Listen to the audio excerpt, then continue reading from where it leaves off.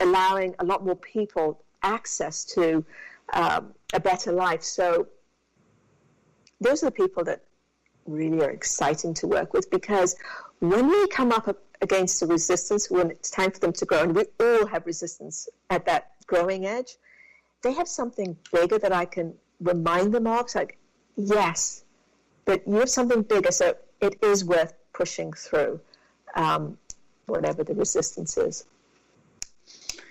My wheels are turning right now, because I'm involved in so many different groups, women's groups specifically, that where I'm thinking that you would be a fantastic, I guess we can talk about this more offline, but you'd be a fantastic speaker. Thank you. Yeah, because there are so many groups. Now, I know my focus is, again, like Supergirls is all about helping young women launch, but launching is launching, and I somehow find myself, I don't know, the power of attraction around a lot of women who are launching, whether they're mid-career and they want to do a business or change careers, or they are in their 50 plus and they're looking for like that next thing, kind of like what you were just talking about. And your words of, solace and just, inspiration, I think could be so great. So anyway, we'll talk about that. I want to get you onto the docket, girl. Yeah. Yes, for sure. Okay.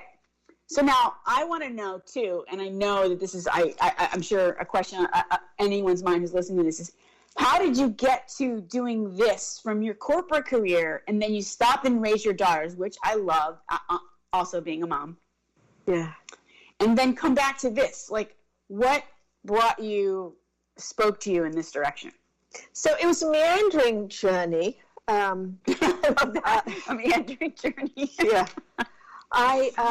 I was very successful as a management consultant, and I stayed doing that for longer than was good for me, so I got burnt out. I know after several times saying, if I wake up dead tomorrow, I'm going to be very angry doing this. So it's like, okay, time to move on. But I didn't know what I was going to do.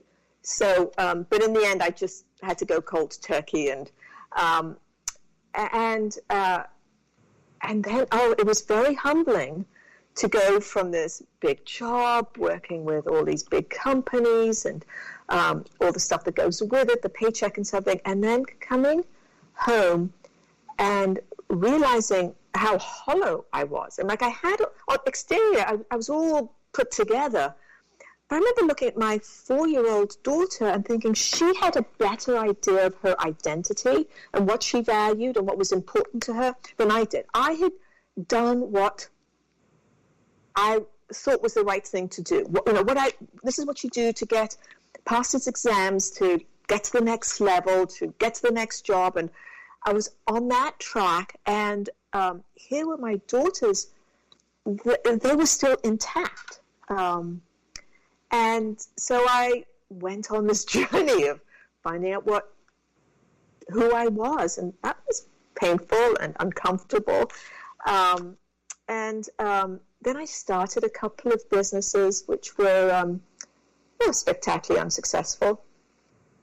And then I joined a couple of boutique consulting firms that really worked on helping companies create a more high-performance culture. And by culture, I'm defining culture as the way you need to think and behave to be successful in an organization. And some organizations create an environment where people can really excel, and that the thinking can be very expansive, and others are really tamp down their employees. So I did that for a while, and then I noticed that some of my clients would introduce me to others and say, "Oh, meet Angela, she's my coach." And I'm going, "No, I'm a consultant." Like, no, I'm buttoned up. And they're like, well, what is this coaching stuff? And then realized that I had maybe 3 friends very successful as coaches. So I went and spoke to them and went, oh, wow, that's super cool. I'd like to do that. So got trained and then went on this journey of more and more training and finding out where I fit in the ecosystem. And it's always a learning process, and you think you know it, and then something else is revealed, or the world changes on you. You're like, oh, I have to pivot again. And it's been a journey of getting more and more true to myself. Yeah, so it's what I do for my clients, I have to do for myself as well. Well, there's nothing like having that, authentic story to tell when you're, talking to clients. Because the way you speak about it, again, it goes back to your warm, authentic tone where you're saying, I started some businesses and I failed. Yep, I took this turn. It was the wrong turn. Yep, but then I learned this and I found my way back. I mean, people need to hear that because it's not just an easy dip. You see all these companies rising to success and you're like, oh my God, overnight, blah, blah, blah. It doesn't work that way, right? In the real world. So rarely. And this is what I've told my daughters since they were young, and anybody that will listen to me. I said, you don't learn from your successes, you learn from your failures. Absolutely. Absolutely. Failure, success turned inside out. Mm-hmm. Right? Mm-hmm. Yeah. So true. Mm-hmm. So I love that. And as women, as girls, women, whatever, launch out of college, they need to know it's okay that, you know what, it's okay. You take a job for a year and it sucks or whatever, you want to make a change, it's okay. Yes. Oh, yeah, and I was just talking with my younger daughter yesterday because she just started a new job. And so she'd been at the job for about 3 days, and I was asking her how it was going, and she really liked it.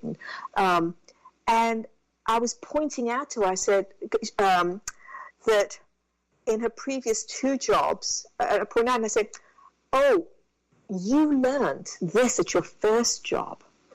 So in her first job, she learned to manage her boss's boss, like a boss and a boss. She kept them in line. And then in her next job, she learned to give and receive very hard, transparent feedback, which most of us never quite master, but she had to do this in her job. So now in this 3rd job, where she is the executive assistant to a CEO of a successful hedge fund, I was pointing out to her, I said, you see those things that were hard for you and you learned?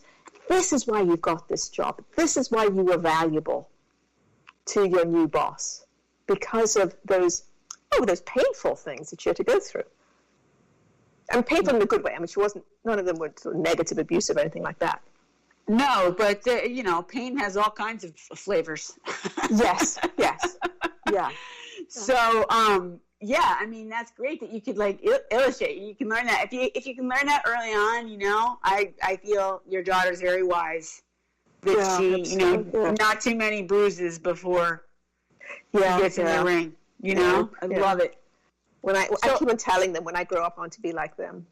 I know. I say the same thing to my son. I'm like, oh man, I wish I was this wise when I was your age. And he just got his first job too, and it's like, I can't believe I'm seeing him do these things. Okay, so just maybe they got a little bit of something from us, like a little bit of nuggets. Maybe I don't know. I don't want to take too much credit, but okay, maybe some osmosis peeked in. Okay, so speaking of that, actually, we're getting ready to wrap up, but if you did have one piece of advice for our young women as they launch from college to life, what would that be?